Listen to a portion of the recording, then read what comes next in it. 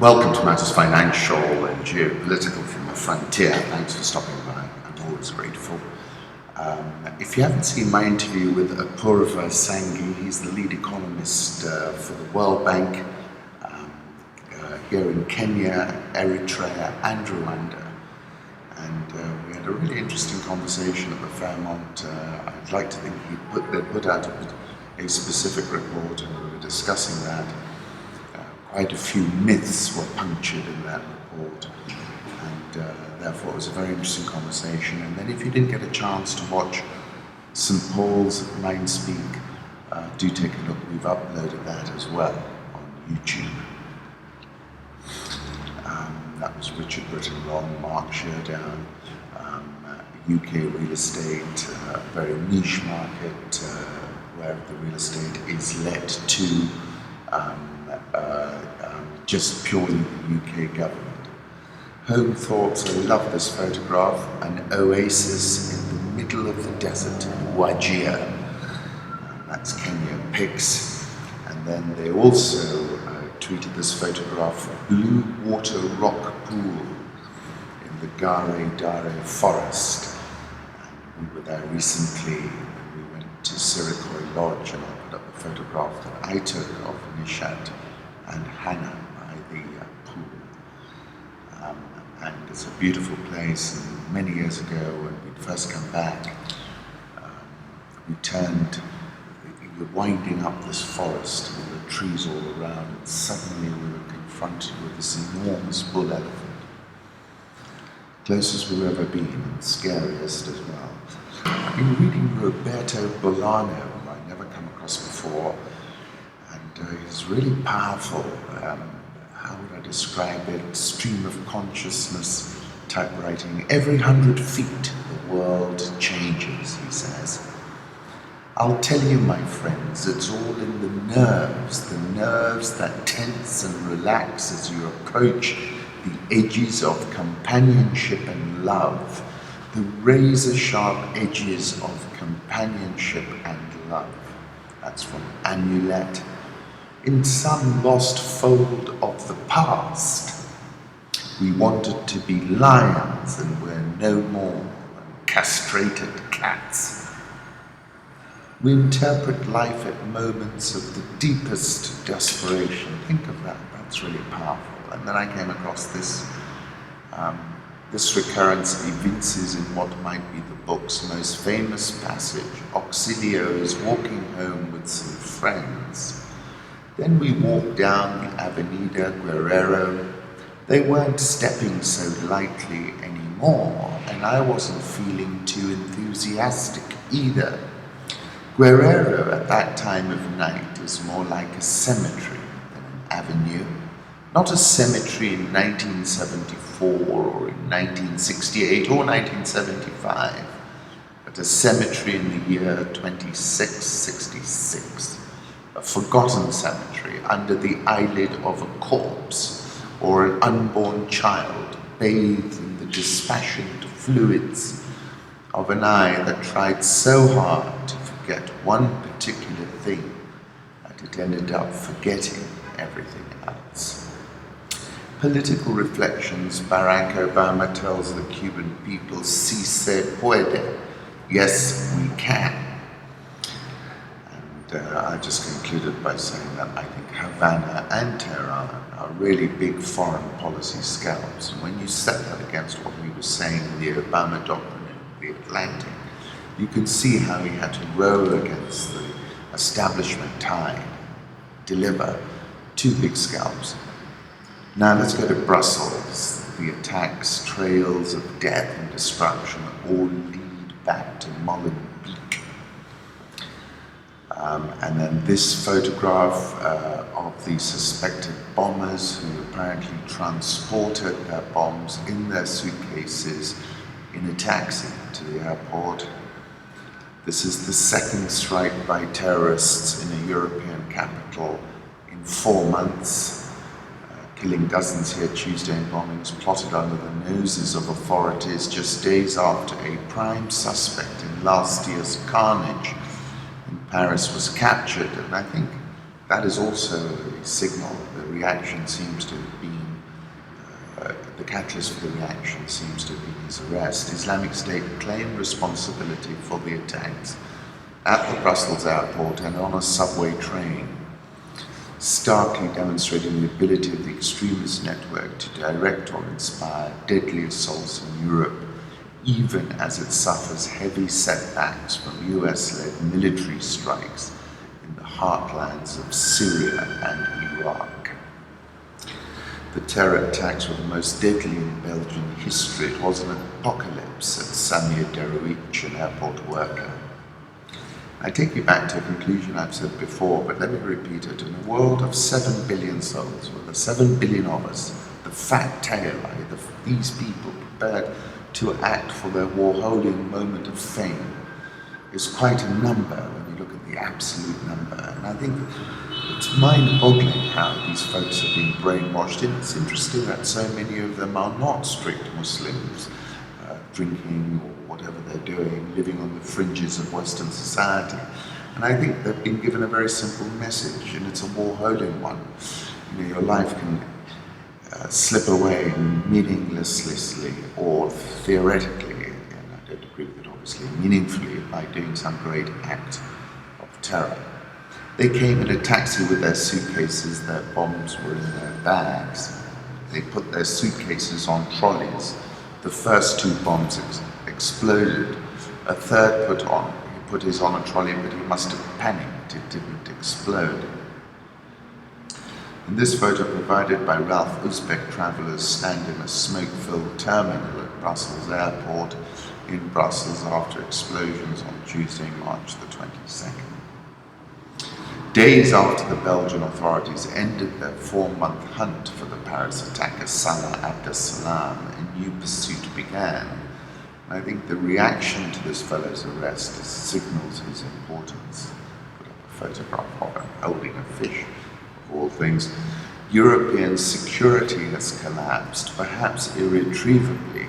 So many prospective terrorists are now operating in Europe that security services have lost the capacity to monitor potential threats. This is Spengler, it's always pretty controversial. Let's move on to the international markets. Credit Suisse, Deutsche Bank and Citibank credit default swaps shown in this graph by Holger. Let's move on to the currency markets. The euro has just dipped below 112. It's now at 111.91. Dollar index 95.71. Japanese yen 112.30. Swissy 0.9742. The pound 141.78. The Aussie 0.7602. They looked very expensive, and I've been thinking that for a while. I've called them high beta currencies, Aussie and Rand. India rupee 66.785, South Korean 111.60.70. The Rial, look at that, 358.09 at a time when millions keep coming onto the streets. Egyptian pound 888.09, and the Rand, which looks far too strong to me, at 1524.21. I think it's a big sell. I'll put up a long-term chart of the dollar index, and you can see, it's plateaued of late, but it's been in a bull market for a number of years. I think you can buy it now with a 93.50 stop. I tend to be a medium-term trader. Euro dollar 111.90. I would prefer to be short, but it can pop higher on a risk aversion move at any moment. But the key level for the euro dollar is between 114.50 and 116.50. Dollar yen, let me put up a long-term chart of that. That's at 112.28, and my target is 105. Dollar Canada, which I was very bullish about, had a humongous rally. Take a look at this chart. I think that's going to break higher now. I think we've now had this enormous rally. Let's see how we get on at 132. The stop should be around 127.90, so trade with that in mind. A model of the Boom supersonic jet. This is Business Week. A Boom thinks it can fly you more than twice as fast for the same price as a 777 business class ticket to New York and back. Gold last trading at 1234.75, down $13.30. Bulls need to see this hurdle 1250, and need to see that happen soon, and for it to stay above that level. Otherwise, the chart's going to get impaired. Crude oil. Well, we've had this stunning rally, now trading around the $41 level in New York. It feels tired, but it could go to $45. Let's move on to Africa. Police and soldiers patrolled Congo Republic's capital, and cell phone networks remained cut on Tuesday. This result is a foregone conclusion. Authorities have taken action to stem possible unrest before announcing partial results from a presidential election, whose result we already know what it's going to be. Bloomberg leading with an article, "Food Costs Soar for Africa's Poor Amid Worst Drought in Decades." And this is notwithstanding the fact that food prices are actually in the international markets quite benign. Corn, that is a staple food for much of southern Africa, is now so expensive it has become a luxury many can't afford. After the worst drought in 3 decades damaged crops from Ethiopia to South Africa. In Malawi, one of a dozen nations affected by the dry spell, Melania says she has to forage for wild water lily roots called nika from streams and swamps to feed her 2 orphan grandchildren. The drought, a symptom of the global El Nino weather pattern, is shrinking grain production across southern and eastern Africa and increasing the risk of a widening hunger for some of the poorest populations in the world. Of the 34 countries that will require food aid this year, 27 are on the continent. While the UN says the region is having its worst drought in 35 years, it's been a century since fields were this dry in South Africa. A century, think about that. Biggest drought on the continent, and 5 decades for Ethiopia. Food costs may double in Zimbabwe, which will need to import as much as 1 million metric tons of grain. The country in the region that is just looking down the barrel is Zimbabwe. Wiggins said the bottom 10 to 20% of Zimbabweans will be in terrible straits in terms of sorting out their food during 2016. A lot to do with this is the actual current African currency performance. They've been very weak, and then if you're importing, it's further creating inflation. Then we put up a chart of African currencies' performances against the dollar over the last period, and then have a look at this South African corn production graph showing you the sharp falling off we saw in 2015. South African oil share eased back 0.8% yesterday. It's had a very strong rally. It's up 5.32% this year. Dollar rand, last time I had a look, 15.24. I think you sell the rand with a 14.75 stop. That's got ahead of itself as well. The Egyptian EGX30 tacked back 0.85% yesterday, but is still up 6.06% in 2016, and essentially in a bull market.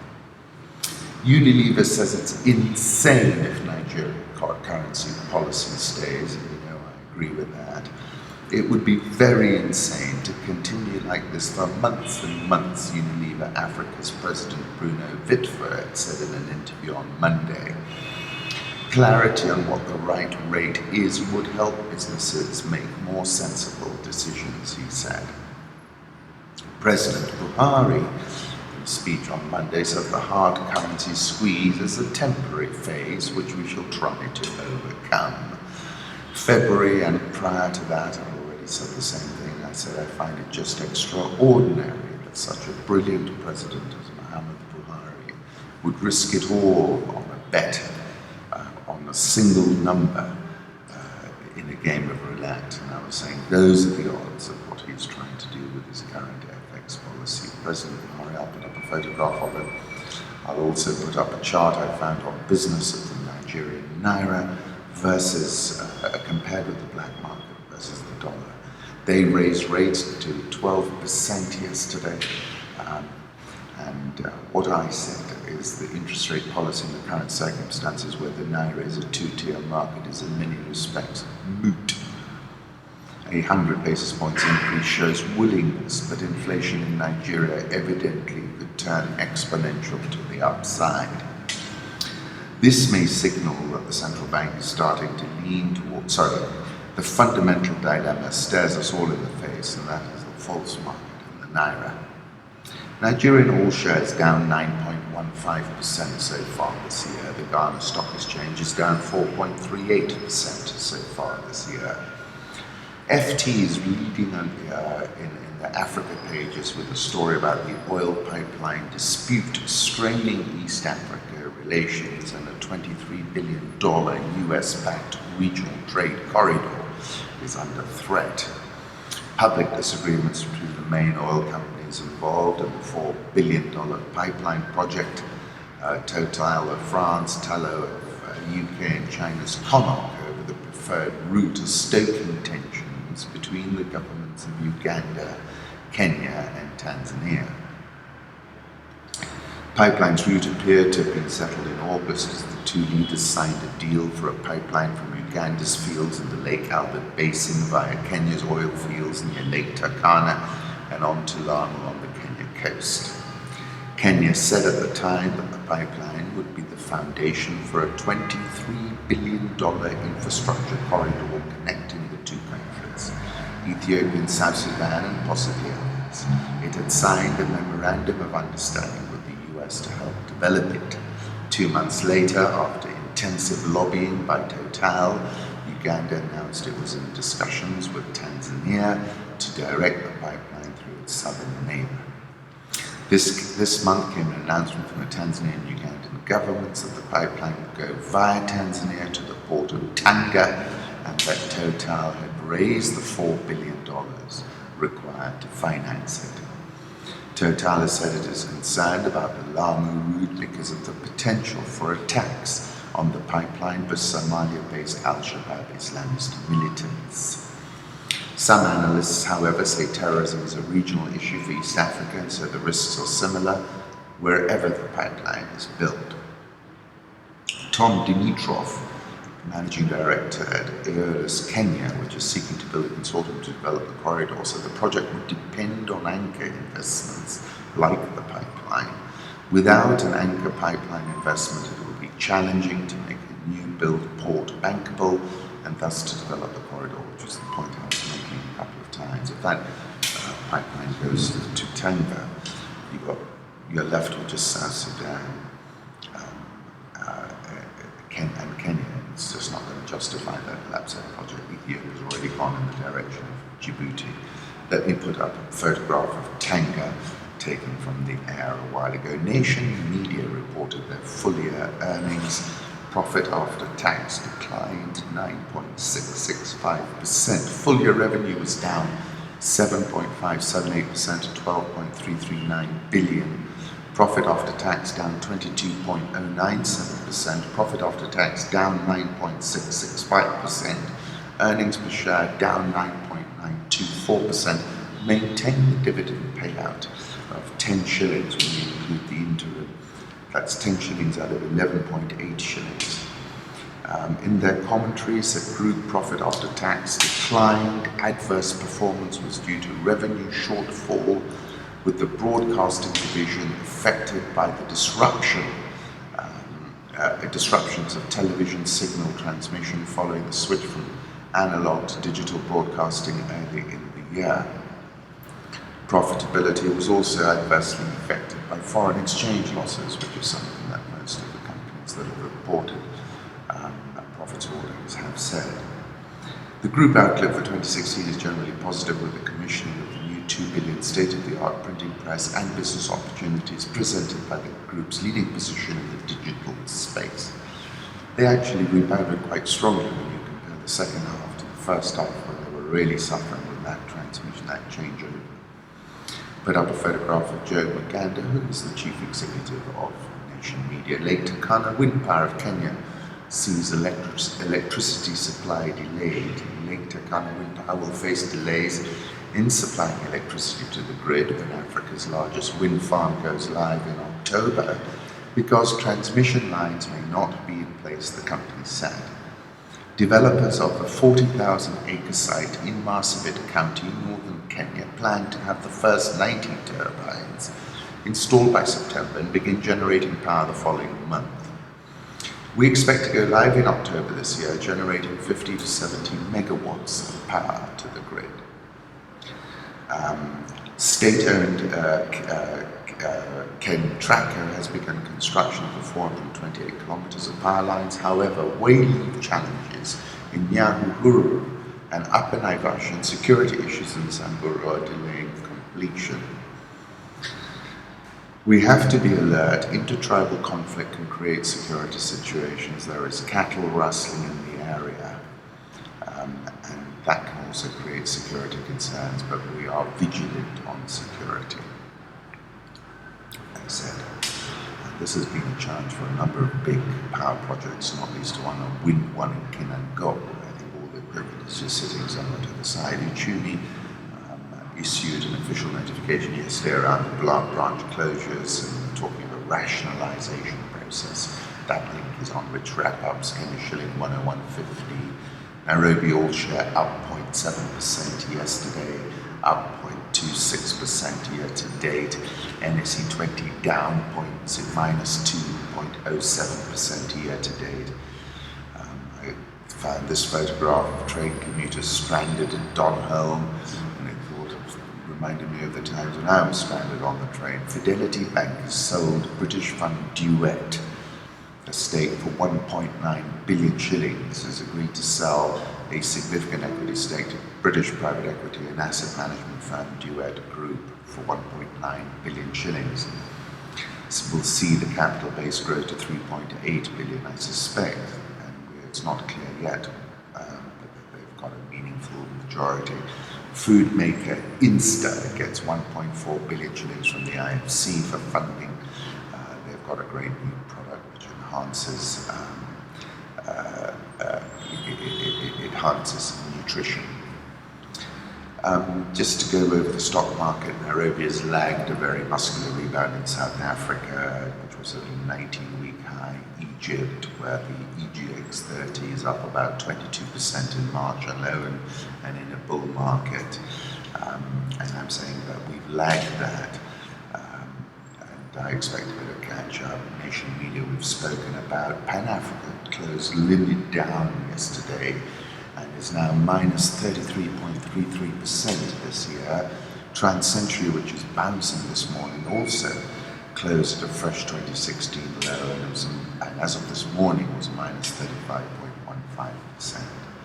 Nation media is down 5.23% year to date. I've told you about their earnings. Safaricom very strong yesterday, rallied 1.82% to close at 16.75, and was trading at 17 plus 3.34% at the finish line. And my price target is actually 22.50 this year. KCB unchanged at 41.25, but up 4.43% in March. Equity Group rebounded 1.88%. Standard Chartered regained a 2016 closing high. That is plus 7.179% this year. Barclays was pretty strong yesterday, up 1.27%, but actually traded shares as high as up 4.68% yesterday, and it's trading around that today. Britain was strong, rebounded 7%, but it's still down 17.69% this year. BAT closed at a fresh 2016 high. That's up 9.808%.